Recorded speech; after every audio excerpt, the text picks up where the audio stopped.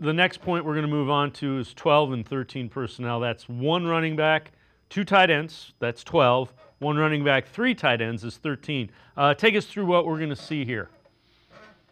Well, he can get real creative, right? So this is 12 personnel back with Flacco, just a simple check down on Njoku. Njoku makes a big run out of it. So Kevin likes to get in that big personnel because, well, again, the power run game.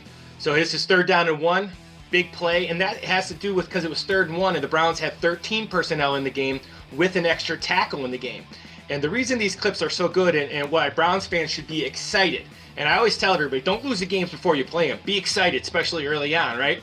And what this 12 and 13 personnel is, it allows Kevin to dictate what's in the game. And this is what happened on these two plays. You get bigger personnel in the game because the Browns bring in bigger personnel. Now you have Njoku, you have Fannin, you have Sampson, you have Junkins, you have these guys who can catch the ball really, really well out of the backfield. You can get into 12 and 13 personnel, power run, or you can go empty, or 2x1, or 2x2, or 3x2. And you can do a bunch of different stuff with that personnel group, especially if the defense is going to bring in guys to stop the run.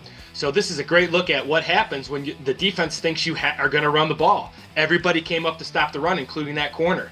Here's what happens when you get everybody dropping. Now you got to tackle Njoku. So that 12 personnel is when Kevin Stefanski's at his best as a play designer. And you can see right there, that looks like run, and there's no one left because that corner came up to set the edge. So I think 12 personnel will be the base set this year with Fannin, Njoku, Jerry Jeudy, and Tillman, and then hopefully some of these young guys can come along both at the receiver spot and the running back spot. The other thing, when we talk about two tight ends, three tight ends, and a running back, it allows Kevin Stefanski to kind of dictate matchups as well. And if you think about it, guys like Njoku and Fannin, you don't want a cornerback covering them because they're too big. And if you're going to put a tight end or a linebacker on them, they should be faster than most linebackers. Yeah, and the key is going to be, I think, early on is can Fannin be a physical guy in the run game? Because if he can be a physical guy in the run game, that will force that defense to put in three linebackers. And that's when they're really going to be good in that 12 personnel, right? Because if he can't block in the run game, when he comes in the game, they'll simply go dime or nickel, right? Knowing that he's only going to catch the ball. So if he can be physical, and he doesn't have to be a killer, if he can block enough, it'll allow Kevin Stefanski to get in the defensive personnel he wants in the game and find the matchups he wants.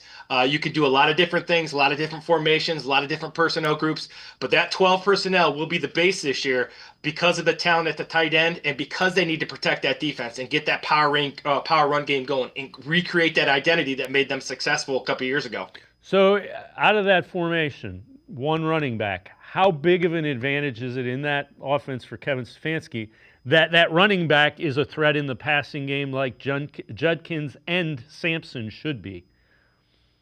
Well, it's huge, right? So you go 12 personnel. That immediately, in theory, 12 personnel tells you that's a power run set. Two tight ends, big tailback. But if it's two tight ends like the Browns have and the backs like the Browns have, if you're going to run in a light personnel group, dime or nickel, they're going to run the ball right at you. If you say, well, we're going to stop the run, then these guys make the matchups that are really crucial. So you're going to see Jeudy and these receiver get matchups, but the matchups the Browns need to win are exactly what you're saying. They need to find matchups with Junkins and Sampson and Fannin and Njoku. That's where the Browns will be as good or better than some of the teams they play. And being that they're limited on offense with outside skill, they need to find those matchups and exploit those matchups, especially on first down.